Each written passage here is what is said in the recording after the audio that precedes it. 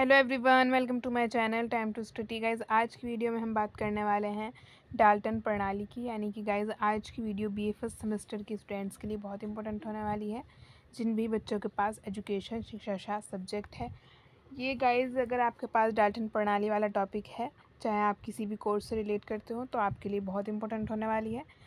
तो गाइज़ आज की वीडियो में हम पढ़ेंगे डाल्टन प्रणाली क्या है, डाल्टन प्रणाली का स्वरूप, डाल्टन प्रणाली की शिक्षण विधि। गाइज़ इससे पहले मैंने किंडरगार्टन प्रणाली एंड मॉन्टेसरी प्रणाली पूरी की पूरी आपको सॉल्व करा दी हैं, डिस्कस कर चुकी हूँ मैं इसे। अपने चैनल पे अवेलेबल हैं वीडियोस, आप जाकर देख सकते हैं।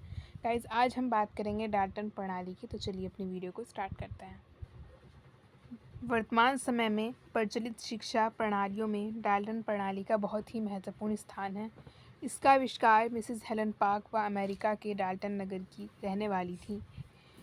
गाइस यहाँ पे है कि इसका आविष्कार मिसेस हेलन पार्क ने किया था, यहाँ पे आप ऐड कर दीजिएगा। आगे है गाइस कि ये अमेरिका के डाल्टन नगर की रहने वाली थी, इसलिए इस प्रणाली को डाल्टन प्रणाली नाम दिया गया। इस प्रणाली में बालकों को कार्य करने में पूर्ण स्वतंत्रता दी जाती है। अध्यापक केवल पथ प्रदर्शक का कार्य करता है।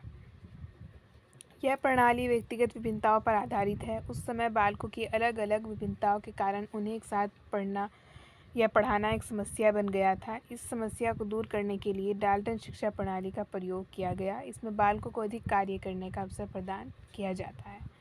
आइए गाइस इसका स्वरूप देखते हैं। आपने पढ़ा है कि डाल्टन प्रणाली की शुरुआत किसने की थी, और आप समझ गए होंगे कि ये प्रणाली कैसी थी, क्या था इसमें। अब देखते हैं गाइस इसका स्वरूप।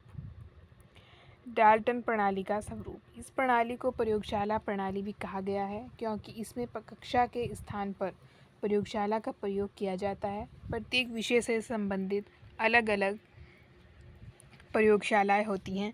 शिक्षक विषय के विशेषज्ञ होते हैं और विद्यार्थियों के लिए मार्गदर्शक का कार्य करते हैं। इस प्रणाली में पूरे साल के पाठ्यक्रम को इकाइयों में बांट लिया जाता है और उस विषय से संबंधित सभी प्रकार की आवश्यक सामग्री प्रयोगशालाओं में उपलब्ध की जाती है। प्रत्येक विषय के एक वर्ष के कार्य का ठेका बालक को दे दिया जाता है और बालक से यह आशा की जाती है कि वह अपने उत्तरदायी का निर्वाह करेगा। बालक को कार्य करने के लिए पूरी स्वतंत्रता होती है। समय का कोई प्रतिबंध नहीं होता है। वह अपनी योग्यता, गति, रुचि के अनुसार कार्य करता है और सीखता है। शिक्षक के द्वारा उसका मूल्यांकन किया जाता है और समय समय पर मार्गदर्शन दिया जाता है। ये हो गया गाइज हमारा कि डाल्टन प्रणाली में कैसे कैसे कार्य होता था। तो गाइज चलिए देखते हैं इसका शिक्षण विधि। डाल्टन प्रणाली की शिक्षण विधि। फर्स्ट है गाइस पाठ का ठेका। इस प्रणाली में शिक्षक पूरे वर्ष की कार्य योजना पहले ही तैयार कर लेता है। वर्ष भर के कार्य को 12 भागों में बांटकर बालक को दिया जाता है। इस प्रकार पूरे वर्ष के कार्य को ठेका कहा जाता है और बालक से यह उत्तरदायित्व लिया जाता है कि वह दिए गए कार्य को निश्चित समय के अंदर पूरा कर लेगा। सेकेंड है गाइस, इसकी शिक्षण विधि चल रही है। निर्दिष्ट पाठ। एक महीने के लिए निर्धारित कार्य को 4 भागों में बांट लिया जाता है और बालक को एक सप्ताह का कार्य दिया जाता है। इसी महीने के कार्य को निर्दिष्ट पाठ कहते हैं। इसमें स्पष्ट रूप से लिखा रहता है कि एक सप्ताह में बालक को कौन सा कार्य और कितना करना है। इस कार्य को पूरा करने के लिए शिक्षक आवश्यक निर्देश और परामर्श भी देता है। थर्ड विधि है कार्य इकाई। सुविधा की दृष्टि से एक सप्ताह के कार्य को अलग अलग दिनों के अनुसार बांट लिया जाता है और इस प्रकार एक दिन के कार्य को कार्य इकाई कहते हैं। फोर्थ हमारी जो विधि है वो है प्रयोगशालाएं। इस प्रणाली में कक्षाओं के स्थान पर प्रत्येक विषय की प्रयोगशालाएं होती हैं। इन प्रयोगशालाओं में विषय संबंधी सभी पुस्तकें, उपकरण आदि पर्याप्त होते हैं। बालक स्वयं शिक्षा करता है। फिफ्थ है गाइस इसकी हेडिंग हमारी सम्मेलन या विचार विमर्श सभाएं। डाल्टन प्रणाली में प्रातःकाल बालकों के विद्यालय आने पर शिक्षकों के साथ उनका एक सम्मेलन होता है। इस सम्मेलन में छात्रों को दिन भर का कार्य समझाया जाता है, उनकी समस्याओं का समाधान होता है, आवश्यक निर्देश और सूचनाएं दी जाती हैं। उसके बाद बालक प्रयोगशाला में जाते हैं और कार्य करते हैं।